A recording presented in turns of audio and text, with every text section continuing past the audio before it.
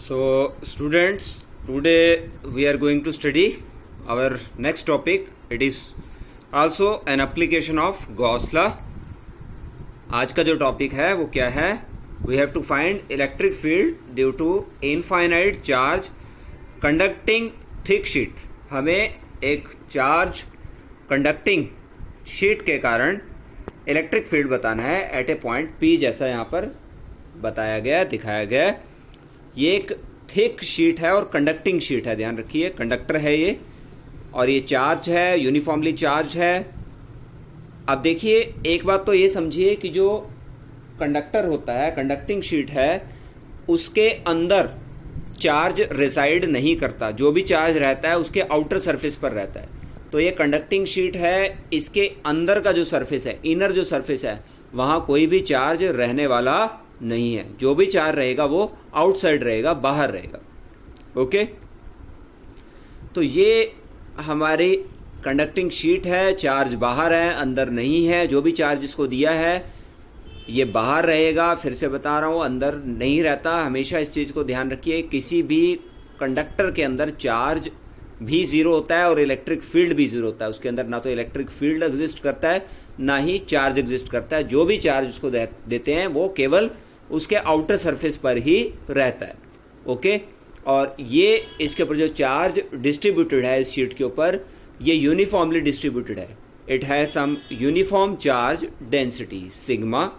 इसको हमने लिखा भी है, let sigma is the surface charge density on both sides of the sheet, दोनों तरफ, क्योंकि इसके दो साइड्स हैं। देखिए, एक तो ये फ्रंट वाली साइड जो हमें दिख रही है और एक पीछे वाली साइड जो हमें दिखाई नहीं दे रही, लेकिन यहाँ पर ये पॉजिटिव साइन दिखाए हैं तो ये दिखा रहा है कि पीछे भी सरफेस है जो कि चार्ज है।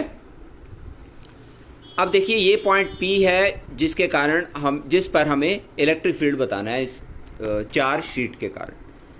हमने क्या किया, अब देखिए, हमने वही काम जो पहले करते आए हैं। हमने एक गॉसियन सिलेंडर अज्यूम कर लिया, जैसा कि आप यहाँ देख रहे हैं। अब ये जो गॉसियन सिलेंडर अज्यूम किया है, ये कुछ खास तरह का सिलेंडर है, इसकी खास शेप है। क्या शेप है? देखिए, ये जो नेक्स्ट फिगर है इसमें थोड़ा सा और क्लियर होगा। ये गॉसियन सिलेंडर है जो आपके सामने है इस समय। इसका एक एंड तो इस शीट के बाहर है, जैसे आपने देखा, एक फ्लैट सरफेस तो बाहर है, दूसरा फ्लैट सरफेस इस शीट के अंदर है, और अंदर है और उस रीजन में है जहां पर चार्ज वास्तविकता में है ही नहीं। मतलब इस रीजन में कोई चार्ज नहीं है, और यहाँ पर जहाँ पर चार्ज नहीं है, यहाँ पर इसका दूसरा फ्लैट एंड है। ओके, अब देखिए, P पॉइंट पर हमें इलेक्ट्रिक फील्ड बताना है, और बेसिकली जैसा हम पहले भी करते आए हैं, हम जो गॉसियन सरफेस अज्यूम करते हैं वो उस पॉइंट के अराउंड करते हैं जहाँ पर हमें इलेक्ट्रिक फील्ड बताना है। हमने P पॉइंट पर इलेक्ट्रिक फील्ड बताना है, तो हमने जो गॉसियन सिलेंडर अज्यूम किया वो इस तरह से अज्यूम किया कि जो P पॉइंट है वो उसके एक सरफेस, एक जो हमारा सरफेस है, फ्लैट सरफेस है, उसके ऊपर आ रहा है। अब देखिए, इस फ्लैट सरफेस का जो सरफेस एरिया वेक्टर है एस वेक्टर, आप जानते हैं वो परपेंडिकुलर आउटवर्ड होता है, तो ये एस वेक्टर आउटवर्ड। और इलेक्ट्रिक फील्ड देखिए, क्योंकि पॉजिटिव चार्ज है तो पॉजिटिव चार्ज के कारण इलेक्ट्रिक फील्ड बाहर की ओर होता है। Okay, so just a minute.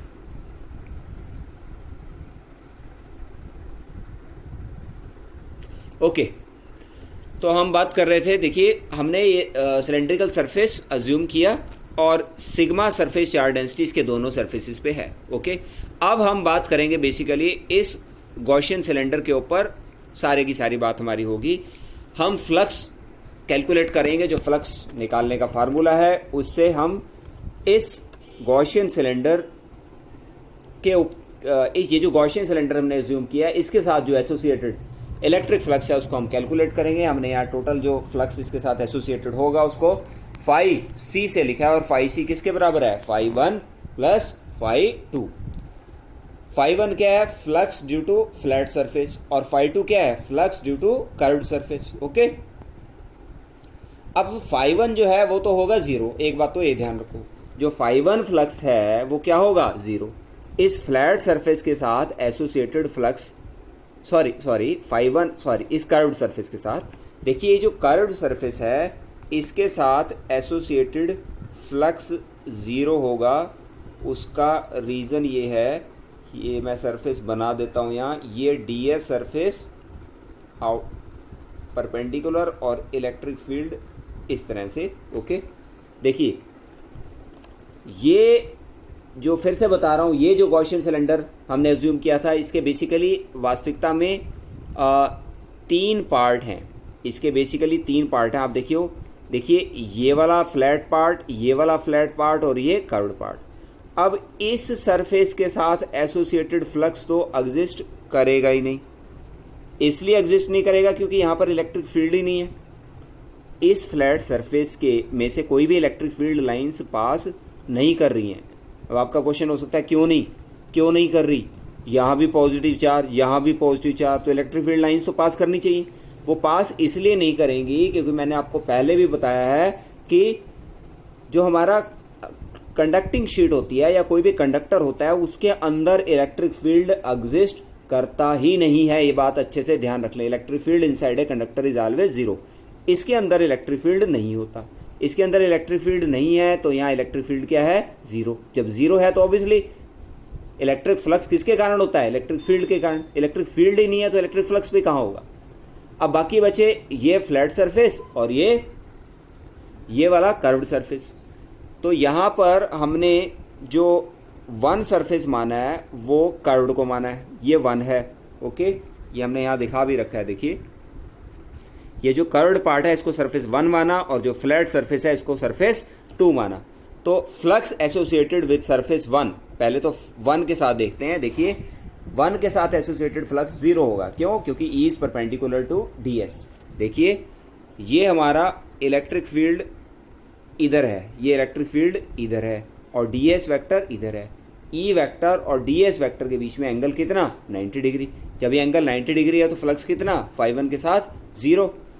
अब φ2 के साथ एसोसिएटेड फ्लक्स, इसके साथ कर्व्ड के साथ तो फ्लक्स तो 0 है और जो फ्लैट है उसके साथ फ्लक्स कितना, यह है E vector dot S vector. E vector dot S vector को हम क्या लिख देंगे, ES क्यों लिख देंगे, क्योंकि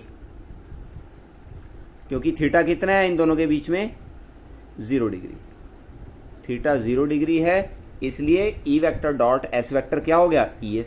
तो φ2 तो हो गया ES और φ1 कितना, 0।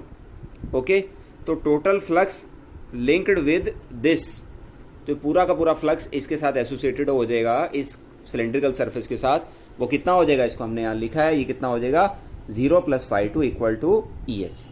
ओके, अब वही काम करेंगे जो पहले करते हैं हम, गॉस लॉ की सहायता। ये तो फ्लक्स निकाला हमने इलेक्ट्रिक फ्लक्स का जो सिंपल फार्मूला है उसकी सहायता से। अब हम यही काम करेंगे गॉस लॉ लगा के। गॉस लॉ से देखते हैं क्या होता है। गॉस लॉ लगाएंगे तो फ्लक्स कितना हो जाएगा, Q/ε0। क्यू क्या है, charge inside this close surface.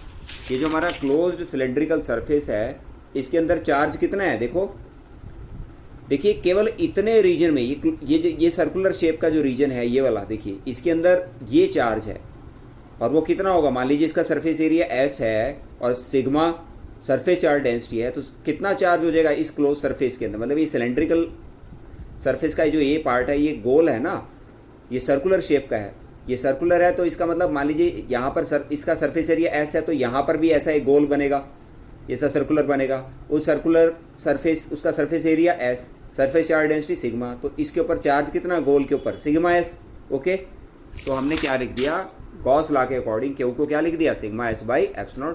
अब 1 और 2 को इक्वेट करेंगे तो ES कितना आ गया, σS/ε0। तो यहाँ से E कितना आ गया, σ/ε0। ये हमारे पास फाइनल वैल्यू आ गई किसकी, electric field at some point due to a thick conducting uniformly charged sheet. एक uniformly charged conducting thick sheet के लिए electric field at some point ये वैल्यू होती है कितनी, σ/ε0।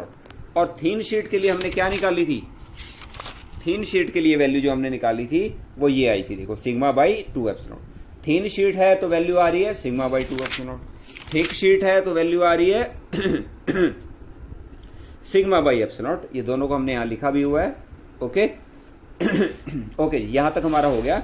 अब इसी का एक फर्दर केस है वो हम कर रहे हैं कि अगर ये थिक शीट के लिए तो हम कर चुके हैं ऑलरेडी, अब हम देख रहे हैं, देखिए अगर थिन शीट को मैं पैरेलल रख दूं, अगर दो थिन शीट्स को पैरेलल रख दूं और हमें इलेक्ट्रिक फील्ड बताना हो, कहां पर, ये 3 रीजन बनाए हमने, रीजन 1, रीजन 2, रीजन 3।